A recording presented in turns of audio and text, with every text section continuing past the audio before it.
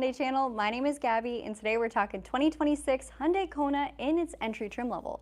Now here in Canada, it's called the Essential, and it comes with either front-wheel drive or all-wheel drive as configurations. Now, spoiler alert, today we have the all-wheel drive variation, which is $2,000 more expensive. However, as far as equipment goes, just about everything we get on the all-wheel drive variant is shared the same on the front-wheel drive. So if you're shopping for either or, this video will be relevant, as long as you're in Canada. We're going to start off with the exterior, talk powertrain, fuel efficiency, and then of course we'll hop inside, talk about the tech, the space, the comfort, and the safety.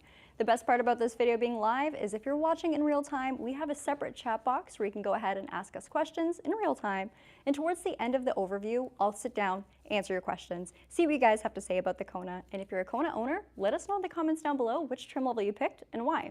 Now, Adam's going to take over on the camera. We'll do a quick little introduction of the Kona in general, and then also what equipment we have here today.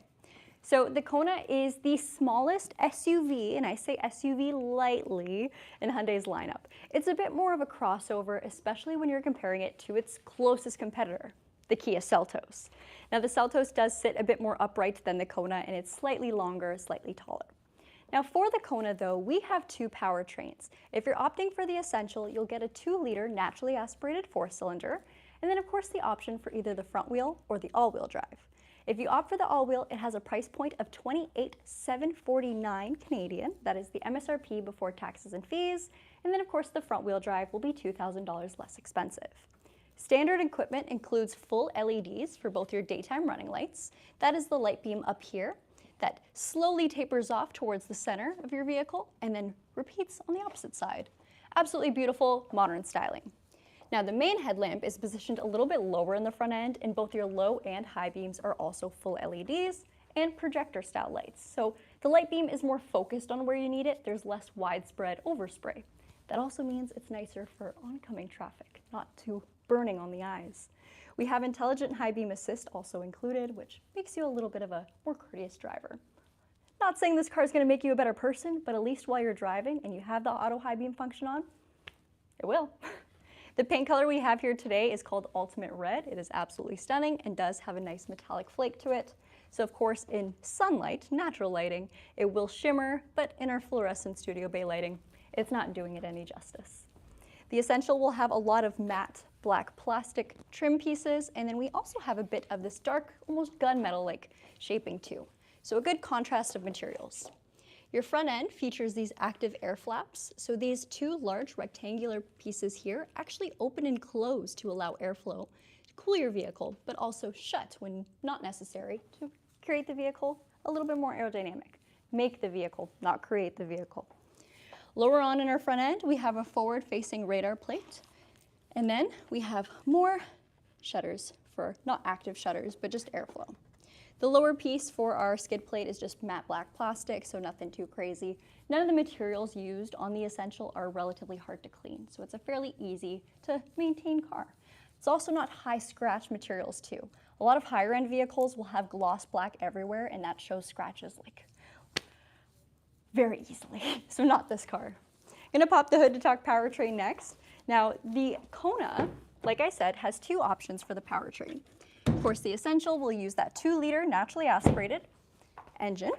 It is multi-point injection. No longer do we use gasoline direct injection in our 2 liters. And this creates 147 horsepower with 132 pound-feet of torque. So definitely not race car material, but it gets you up in highway speeds, no problem. It's also fairly efficient too, considering it's all-wheel drive and spacious. We have about 8.5 liters per 100 kilometers for our combined fuel efficiency. So that is both highway and city driving combined. For our transmission, it is an IVT, which stands for Intelligent Variable Transmission. Not like a CVT, we do have some mechanical differences with the inclusion of chain links. And it also simulates real gear shifts, so the vehicle is not going to feel like you're driving a rubber band. It's not going to feel like it's about to snap or not shifting gears. The vehicle still feels responsive, and based off what drive mode you put the car in, it also adapts too. It changes a little bit. Sport mode will make it feel a little bit more peppy, a little bit more responsive to throttle input. You can also do it in normal, and the car is just fine. For our wheels, we have a 17-inch alloy. This design is shared for both front-wheel drive and all-wheel. Our center cap is a slightly lighter metal finish. And we have vented disc brakes in the front with solid disc brakes in the rear. So disc brakes all around, no drums here.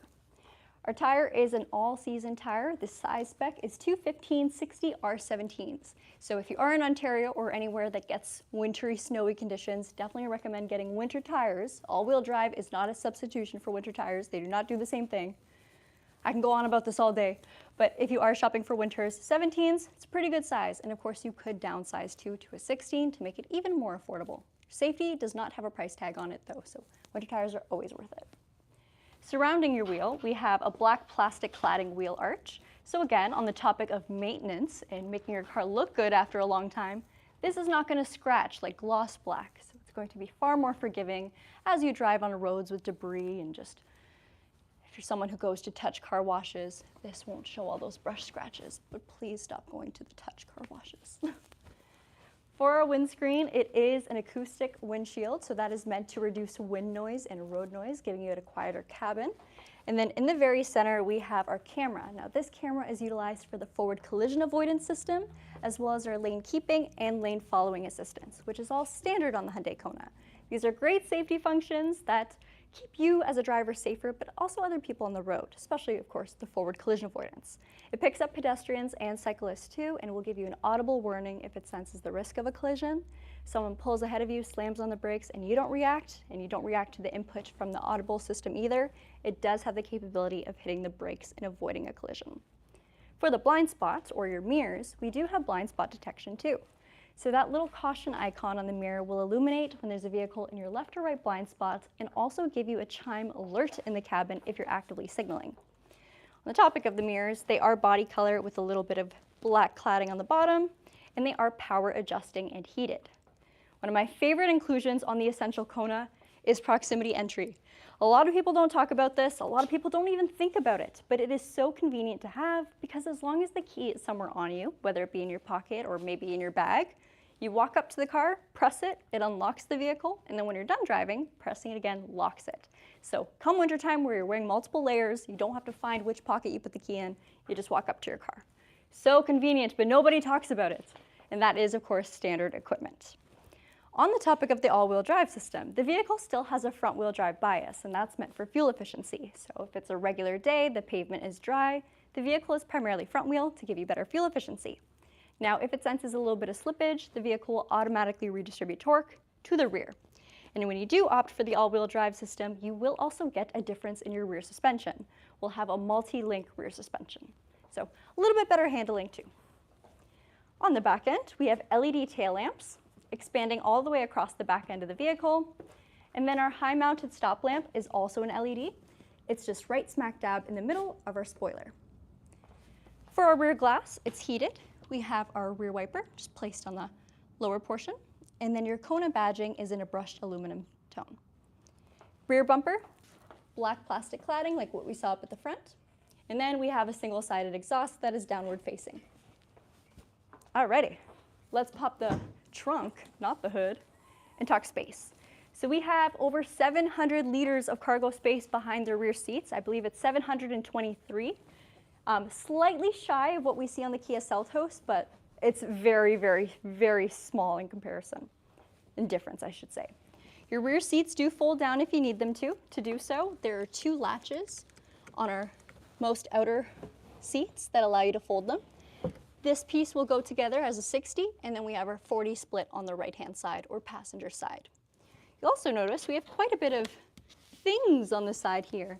Now, all of these indents and divots are meant to accommodate accessories that you might want to purchase aftermarket. So there's hooks on the bottom for cargo nets. If you, I don't know, maybe play a sport and you don't want soccer balls rolling around in the back, you can hold your things down with the cargo net. You can include anything else really too, cargo covers, all with the clips that are along the cargo area of the vehicle. Now, underneath the floorboard, you've got space. One could say you could put a spare tire in here, but the vehicle does not come with a spare. Instead, it comes with a mobility kit, which is essentially an inflator and a sealant. You put the sealant bottle on top of the inflator, plug it in, of course, to your tire, and it will reinflate as well as close or seal whatever sort of puncture you may have experienced. Now, what does that mean if you have a full blowout? Well, you got to call roadside assistance, and you get it for 5 years, unlimited kilometers with a new Hyundai vehicle. That's all throughout North America. So yes, no spare tire, but there is room for one if you ever wanted to purchase one afterwards.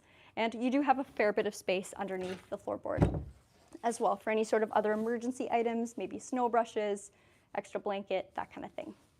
I just want to quickly mention our little side indents. So these side indents, repeated on the driver's side too, fit a bottle of washer fluid perfectly. So come wintertime, everyone knows we use washer fluid quite a bit. The roads are so salty, seems like every time you think you cleaned off your windshield, it gets dirty again. So you can keep it with you while you drive. Driver's side, we'll have our fuel tank. So we have a 47-liter tank, and like I mentioned, our average fuel consumption is about 8.5 liters per 100 kilometers. Now, Adam's gonna take a quick pan of the interior of the cabin before I hop in. All models of the Kona have the same seating layout, so it's a 5-seater only vehicle.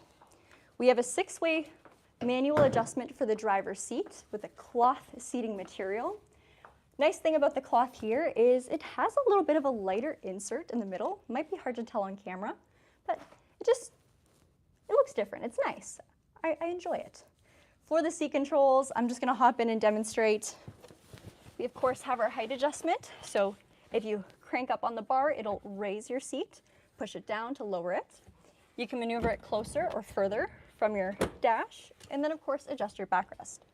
Both front seats are going to be heated with 3 different levels between the two, and they heat up real quick, especially with cloth. Another benefit of cloth is come summertime, they don't get as hot as leather seats. If you ever hopped into a car that's been sitting in the sun and it's got leather seats, you know it burns. You can't wear shorts and have leather seats unless they're ventilated. So this doesn't have that. Doesn't happen. We'll talk about the speakers and the airbags. I always like to combine the two. So we have 6 in-house sound system speakers and then also 6 airbags. The door card is black. Everything is black. Looks good though. There is not much soft touch materials at all, but it is fairly straight up, easy to use. I mean, it's a door card. You adjust your mirrors over here on the top. They are power adjustable. You have an express window for the driver, and then of course you have your window locks. By my knee, we have a quick brightness adjustment. So this will change the illumination of your gauge cluster and your main screen on the fly. Super handy. Traction control, our idle stop and go button to turn it off, and then our downhill braking assist. We have an electronic parking brake, and then of course our hood release and our OBD port. I'm gonna have Adam come on over to the passenger side and we'll talk about the rest of what we have in our front dash area. Now, of course, if you guys have any questions, let us know. And before we end off today's video, we will take some time to answer them. I also want to highlight that we are planning on comparing this to the Kia Seltos right after this live stream. So if you want to see 2 vehicles with a very similar price point, both in their introductory trims with all-wheel drive, check out that video. So layout, Adam, your seat, it is adjustable. Now we have adjustments for the backrest and where it's at on its rail, so you can maneuver it closer or further, as well as recline or move the seat upright. It is not height adjustable for the passenger though. Like I said earlier though, they do have the heat. For our passenger area, we have an upstairs storage compartment, a little shelf with a lip, so if you have any sort of pens or maybe tissue container there, it shouldn't fly off if you hit the brakes that hard. Underneath, we have an illuminated glove box, just standard size. And then for our dash design layout, we have a little bit of metal piping, our vents of course, and a very horizontal finish to match that light beam we see on the front and the rear of the vehicle. So the exterior lighting elements are translated to the interior design.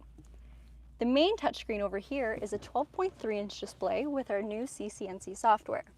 It doesn't have in-house navigation on this trim line, but what it does get is wireless Apple CarPlay and Android Auto. So if you use maps from your phone, whether it be Google Maps, Waze, Apple, projected seamlessly onto the vehicle screen here without any cords. So if you forget your wire at home, that is okay. The screen itself does have built-in Sirius XM, AM radio, FM, and of course Bluetooth audio, amongst any other way to really listen to media. As long as it doesn't take a CD or a cassette, you can do it on this vehicle.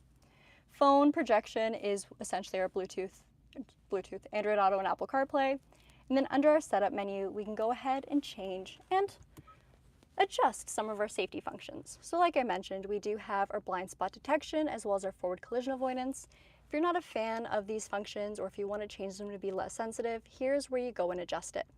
You can turn them off individually, even things like safe exit. Under your climate screen, this vehicle does have automatic dehumidifying and scheduled ventilation. So quite a few cool climate control features that a lot of people don't realize their car has. They think it's just AC or heat and that's all. The car does a whole lot more. So if you check out your setup menu, you'll be surprised at how much is really packed inside your car. I don't want to talk too much about the screen because there's so much to go over, but if you guys have any specific questions, let me know and I can cover it before this video ends.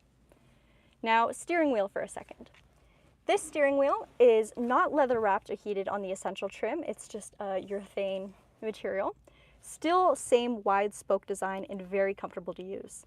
The left-hand side has your driver assistance functions like our cruise control, just standard cruise, our lane safety, which I can quickly turn on or off by pressing this bottom left icon, and then this notepad button that changes what's displayed in the center screen. I can choose between my trip, my lane safety, as well as my all-wheel drive torque distribution and my tire pressure monitor. The gauge clusters will always have displayed on the left our current speed, so a digital speedometer and a digital tachometer on the right, as well as your fuel gauge and your active distance to empty. Alrighty. Right-hand side is reserved for media controls, so we have our voice commands, our volume, as well as a phone button to answer calls, and a programmable favorites button. The mode button cycles between different media modes, so when you press it for the first time, it'll actually take you to the screen here, where you can select which media modes you like to use. So if you only really use the radio, maybe FM and Sirius, it'll only cycle between those options rather than all of these other available ones. So very easy to customize this car. It's a push to start ignition, so our starter is right over here. We have physical buttons for our controls. Anything I'd like to do on the screen, I can quickly press and jump into that menu from here. The map will take me to my phone's map. The search icon pops up what I like to call Google for the car. So if there's any feature you're trying to find, maybe time, after a time shift, it'll take you directly there. So very handy when you first get the vehicle. Hazards are located here, and then we have a volume and a tune knob. Below that are our climate controls. So we have, of course, our temperature range, our AC button, your fan speed or intensity, and then the directional controls for the fan. Your rear defrost is also linked to your mirrors, so all of that is controlled with one button. Below, we have two USB-Cs, with the one on the left doing data transfer and charging, and the one on the right simply for charging. These little icons here might be hard to tell what they are. Let me zoom in. They're seatbelt warnings, so if you have passengers in the rear and they do not have their seatbelt on, it'll actually tell you which seat has them buckled and which does not. There's also a 12-volt inverter. Camera back to Adam and we'll talk gear shift. Now gear shift is just a standard lever style. It's of course an automatic transmission or IVT transmission that operates like an automatic. Put the car in drive, go. Put the car in reverse, go, but backwards, and then neutral. There is a locking differential for the all-wheel drive system, so that is located right over here, and that puts it in a 50-50 split between the front and the rear for torque. There's also our drive mode select. Might be a bit hard to film because it's a little bit hidden behind the gear shift, but by toggling upwards or downwards, I can cycle between sport, normal, and snow mode. Snow mode will just put you in a predetermined torque split to best accommodate snowy roads, snowy conditions. All right, on the right side of the gear shift, we have our auto hold for our braking. That essentially holds you at a full and complete stop until you release the gas. Hold on, let me start over again. Auto hold holds you at a full stop when you fully depress the brake pedal. So if I'm at a drive-through and the order's taking a long time, I can take my foot off of the brake and the car won't go anywhere until I hit the gas. So basically, instead of putting your car in park for long waits, you can leave the auto hold function on and the vehicle will only get moving again when you hit the gas. You don't have to get your leg tired from holding the brake the whole time. Or rev your car in the drive-through because you forgot you put it in park. It's happened to me. This, I always like to joke about, I call this the little maze, but it's actually our cup holders. So it's like a maze. If you have a hamster, you can put them in here and have them run around. Please don't do that. That's animal cruelty, I think. We have two cup holders, standard size, with a fun design. That's what we'll call it. Center console is small. This is the only portion of the console that is actually covered or hidden. Everything underneath is actually completely visible. So a little bit of a strange design, but I'm very glad we do have a very large glove box and the upstairs console here too. So there's a lot of storage on this vehicle. It's just not in the cup holder, or it's just not in the center console. Up over here, we have our interior lights. They're regular bulbs. And then we have our SOS button and our roadside assistance button. Now let's take a look at the back seats and see what we're at for space. Cool thing about the Kona is although it's technically a little bit smaller than the Kia Seltos, we actually have more leg room, more hip room, and more shoulder room. The only area we're lacking in comparison to the Seltos is headroom. Everywhere else, we're winning. So the seats back here are quite wide for the two main or outside seats. If someone's sitting in the very center, they also have a fairly decent amount of space. There is a slight hump in the middle, of course, because we have an all-wheel drive drivetrain and it's got to run through the middle. There is 2 USB-Cs as well as rear air vents for your back passengers too. So they have charging amenities and ventilation. As far as space goes, again, like I said, I'm comfortable. I've got a really good amount of headroom. My knees are nowhere near touching the seat ahead of me. Believe it or not, this seat is not all the way forwards. And space-wise, we're doing pretty good. One thing I really do like about this vehicle that they did quite well is the door card for the rear passengers. It doesn't end too high to the point where it seems like you don't have much of a window. I still have a good view outside of the vehicle. And that's also helpful, of course, for the driver in terms of blind spots. It is very easy to shoulder check both sides with this car because the visibility is good. The windows are not tiny. I think that's about it for what I want to mention on the Hyundai Kona. Now I'm going to take the camera from Adam and I'm going to highlight some of my favorite things about the vehicle and where it wins compared to its closest competitor. And of course, if you want to see them side by side, I'm planning on doing that right after this video. So one thing I really do like seeing standard on this vehicle is the inclusion of full LED headlights. We have LEDs for the high beams, the low beams, and of course the intelligent high beam assist. Our daytime running lights are also LEDs. There's also integrated remote start for this vehicle. So, is the key still up here? Yes, it is. Might as well show you the key too. Standard from the key fob, we have our lock function, our unlock, panic, and then remote start. To remote start the vehicle, you always have to lock it first, and then you'll press and hold this icon here, the one that says hold, and that will start your car. It takes about 3 seconds of holding the button here. Your hazard lights will flash, and of course your vehicle's engine will turn over. This is so helpful in Canada where it gets cold in the winter, so you can defrost your car without running out to your driveway, turning over the ignition, and then doing all that. So you can stay inside, still continue getting ready while your vehicle starts warming up, and then of course make sure you still scrape the snow and the ice off. I thought Gabi was going to answer questions and comments. That's what I'm gonna do now. I'm working on it. Emmerich said how to start the engine with mild hybrid or non-mild hybrid. So any vehicle that has a push to start ignition, you'll have your foot on the brake and then press the start button or the ignition button. If it is, of course, a keyed ignition, then you'll just put it in the ignition slot, turn it over. And that's the same for hybrid or mild hybrid. Same for all of our vehicles for the most part. If it's push to start, foot on the brake. If it's not push to start, then crank the key. As long as you've got the key for the right vehicle and you're inside the right vehicle, should be no problem. Is there any update regarding facelift or redesign for the 2027 model? So this Kona, or the Kona you see here today, was introduced for the 2024 model year. That's when it was redesigned, the way we see it. It will next get a refresh, so not a full redesign, and I'm expecting to see that for 2027, the 2027 model year that is. Nothing officially confirmed for it though. We got our Kona Premium 2025 today in Meta Blue. That is my favorite color. And he said, what a magnificent car. It really is. I'm not familiar with the premium trim level just because we don't have that here in Canada. But I guess maybe a question for you. Do you have the turbocharged powertrain or is the premium still the 2-liter? Gabi, are you the one who blocked me yesterday? No, I have not blocked anybody. That was definitely Adam. We got asked if we're going to the LA Auto Show. Yes, Charlotte and I will be at the LA Auto Show next week. If there's a certain vehicle you guys would like to see filmed, let me know. I will write everything down. Any questions you may have, as long as I can find the answers for you, I will talk about it in our videos. Why did Gabi say we're lacking headroom? We're actually not lacking headroom. Technically, there is slightly less headroom in the Kona than the Kia Seltos, but we still have a lot of space. There is a lot of space here.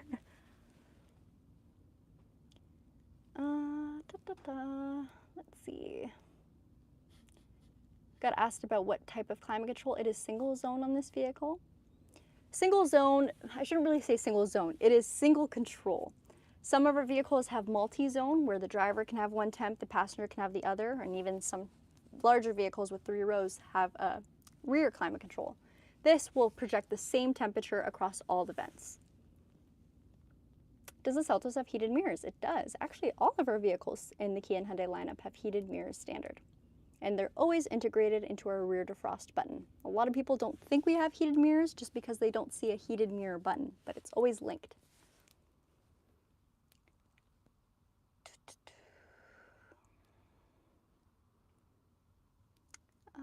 Anything else? Ventilated seats are awesome in the summer. They are.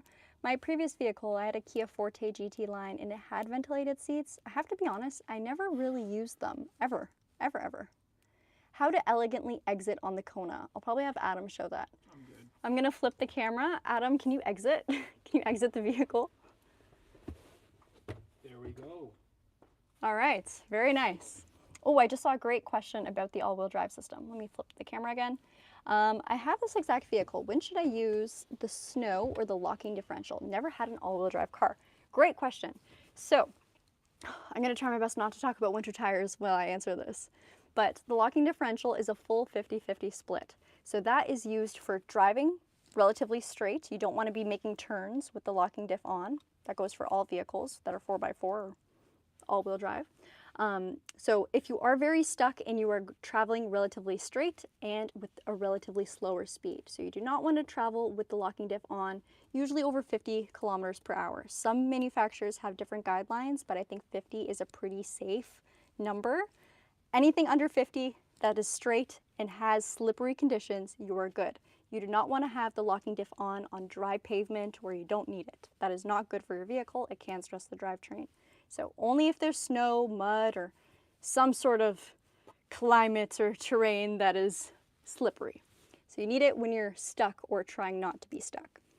For the snow mode has a predetermined torque split. It's usually about 80 to 20%, so 80 in the front, 20 in the rear. However, it can drop down, so if it needs to move itself to 60-40 or even 50-50, it can do that, but it's active, so it will adjust as your situation changes. So snow mode is pretty good if you're just driving on a, unplowed road. That isn't too bad. If the terrain that you're on is absolutely horrible and you are struggling, then use the locking differential. But again, only if you're traveling relatively straight. If there's a slight bend in the road, that's okay. But if you're making a full left or right turn, no, don't do it. I love how new Kias have 3 levels of heated seats. Warm, hot, and melt the wallet in your back pocket. Yes. I am with you there. I always, mind you, I don't have any of these amenities on my current vehicle.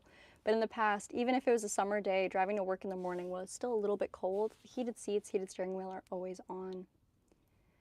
Can you please ask Ava to come back to the dealership at some point? So Ava, she works here. She's just in reception. So she doesn't do the videos, but she is here. Who wrote that online that the website that a car can withstand a meteor? So I will say this is a pretty good vehicle. It's reliable, a lot of high strength steel into its build. I don't think it can survive a meteor though. I don't also think I can test that to show you guys. Got asked how many days will Charlotte and I be in LA? We'll be there for 3 days. We're traveling in on the Wednesday, leaving the Friday. We don't have too much free time in LA, but we're going to try and get as much as we can done at the auto show. All right, let's see. Can you remote start the car if you are sitting in the 2nd or 3rd row? So yes, I can demo it. Adam, do you mind hopping out and closing all the doors? All right. So actually, I don't know if it'll let me do it from the key inside. We'll try. So the doors have to be closed. You cannot remote start your vehicle if the door is open or if the trunk is open or if the hood is open. Gotta lock the car. Yeah, it won't let me do it because the hood is still open and Adam didn't actually close that door all the way. And now he can't hear me. So I just looked at the dash and it's telling me that the trunk is still open and the door is open. I don't think he knows about the hood though.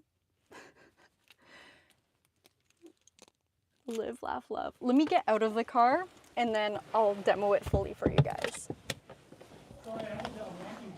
No, it's okay. I only noticed when you were already out of the car and the doors were closed. I figured you couldn't hear me. So now that we have all of the doors closed, we're going to press lock, and we're going to press and hold remote start. There we go.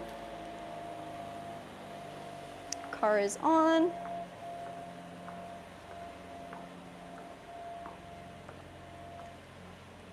There you go. You can see our RPMs. And then if I want to cancel the engine start, I'm just going to press and hold the remote start button again one more time, and it cancels it. Very, very handy feature to have, especially if you're like me and you run late a lot. At least you can continue getting ready from inside your home. All right, so I think that's about it for questions on the Kona. Like I said, we are comparing it to this Seltos right over here. We'll probably start that live stream in maybe 15-ish minutes. So if you guys want to check that out, please find that live stream. It should be up fairly soon. We'll see you guys next time. And hopefully next time is that video. Bye-bye.